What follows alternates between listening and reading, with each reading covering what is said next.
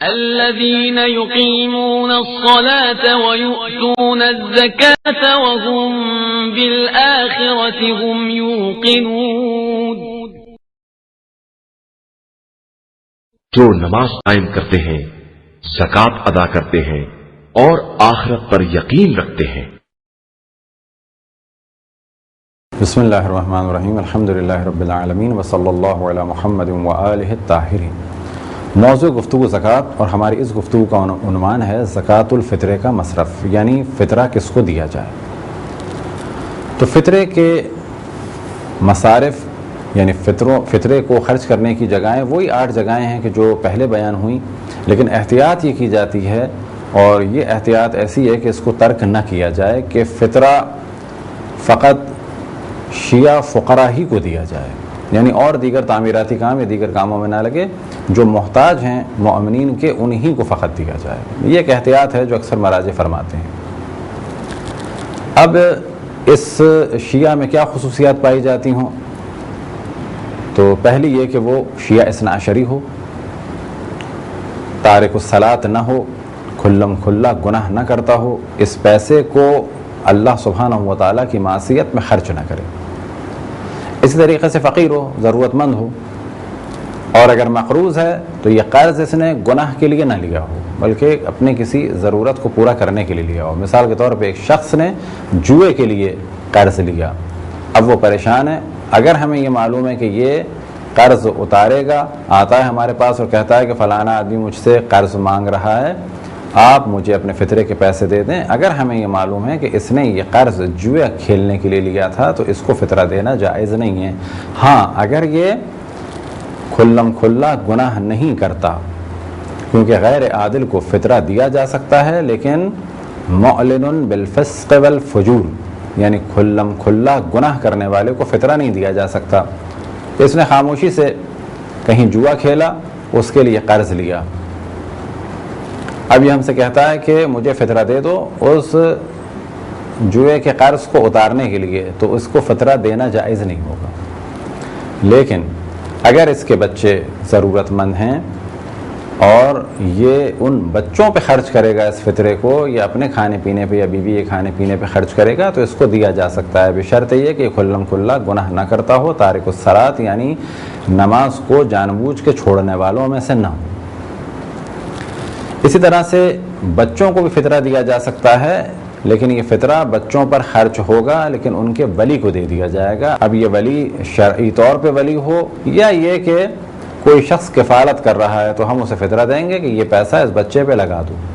اسی طریقے سے دیوانے کو فطرہ دیا جا سکتا ہے، یعنی اس کے ولی کو پیسہ دیا جائے گا کہ یہ پیسہ اس دیوانے کے علاج یا اس کے کھانے پینے پہ لگا دو. احتیاط یہ ہے کہ 1 سال سے زیادہ کا خرچہ فطرے کی رقم میں سے کسی فقیر کو نہ دیا جائے، اور اسی طریقے سے ایک آدمی کے فطرے سے کم ایک فرد کو نہ دیا جائے. فرض کریں کہ 3 کلو گندم ہم نے زکوٰۃ الفطرہ کے طور پہ الگ کیا، اب اس 3 کلو کو 2 فقراء کے درمیان تقسیم نہ کیا جائے بلکہ ایک فقیر کو 3 کلو کم سے کم ضرور دیا جائے. لیکن کب کہ جب یہ 3 کلو دینا کسی مشکل کا سبب نہ ہو.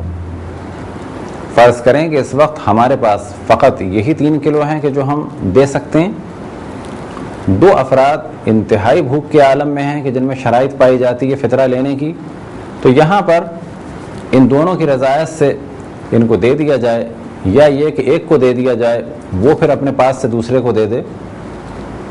لیکن عام طور پہ جو ہم شہروں میں رہ رہے ہیں تو وہاں پر احتیاط یہ کی جائے کہ ایک آدمی کا فطرہ تقسیم نہ کیا جائے.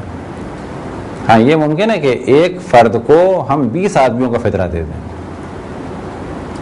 لیکن ایک آدمی کا فطرہ یعنی 3 کلو گندم یا جو یا چاول یا کشمش یا کھجور تقسیم کر کے 2 یا 3 کو نہ دی جائے. یعنی یہ نہ کریں کہ 3 کلو گندم 3 افراد کو دے دی، بلکہ 3 کلو گندم ایک آدمی کو دیں کم سے کم. اب یہاں پر اس مختلف اجناس کا بھی ذکر ہو جائے کہ فرض کریں کہ گندم کی دو قیمتیں، 10 روپے کلو اور 20 روپے کلو. اب ہم اندازہ لگائیں کہ ہم پر واجب ہے 10 روپے کلو کے حساب سے 3 کلو گندم فطرے کے طور پہ دینا، اور 3 کلو گندم بنتی ہے فرض کریں کہ 30 روپے کی. اب ہم 30 روپے کی اچھی والی گندم یعنی 1.5 کلو گندم دے دیں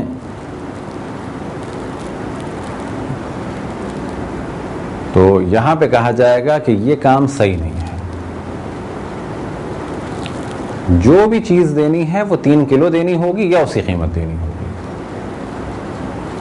یہ آپ کر سکتے ہیں کہ جو گندم آپ استعمال کرتے ہیں، کیونکہ آپ 10 روپے والی استعمال کرتے ہیں، تو آپ 30 روپے دے دیں.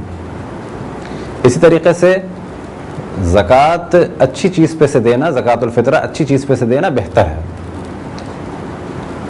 اور ایک اور مسئلے کی جانب توجہ رہے کہ یہ نہیں کیا جا سکتا کہ کچھ پیسے دے دیے چاول کے، کچھ آٹے کے، کچھ دالوں کے، کچھ بھٹے کے، کچھ کھجور کے، بلکہ 3 کلو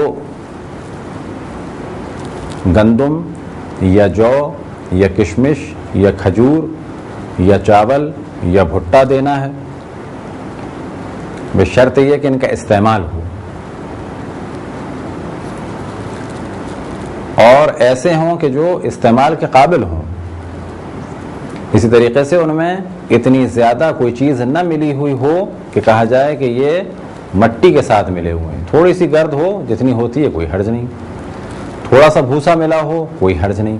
لیکن اگر بہت زیادہ مقدار میں بھوسا یا کنکر یا مٹی ملی ہوئی ہو یا بالکل کچرے قسم کی گندم ہو تو اس قسم کی گندم زکوٰۃ کے لیے یا زکوٰۃ الفطرہ کے لیے کافی نہیں ہوگی. زکوٰۃ الفطرے میں بھی مستحب ہے کہ اپنے عزیزوں کو، رشتہ داروں کو مقدم کیا جائے غیروں پر، اور دینداروں کو اور علم رکھنے والوں کو مقدم کیا جائے جاہلوں پر. اسی طریقے سے جو لوگ نہیں مانگتے شرم کی وجہ سے ان کو مقدم کیا جائے مانگنے والوں پر. مراد یہ نہیں ہے کہ آپ مانگنے والے کو نہ دیں، مراد یہ کہ جو مانگ رہا ہے اس کی نسبت اس کو دینا زیادہ بہتر ہے کہ جو نہیں مانگ رہا شرم کی وجہ سے اور اپنی آبرو کو بچانے کے لیے. اور جب مانگنے والا کہا جائے تو اس سے قطعاً یہ مراد نہیں ہے کہ جو روڈوں پر مافیا کی صورت پہ گھوم رہے ہیں، بلکہ شرط یہی ہے کہ مومنین کو، اور وہ بھی وہ کہ جو تارک الصلاۃ یعنی نماز کو ترک کرنے والے نہ ہوں، واجبات کو انجام دینے والے ہوں، کھلم کھلا گناہ کرنے والے نہ ہوں، کھلم کھلا واجبات کو ترک کرنے والے نہ ہوں. یہ تھے چند مختصر سے مسائل مصرف زکوٰۃ فطرہ کے، یعنی فطرہ کہاں خرچ کیا جائے. خداوند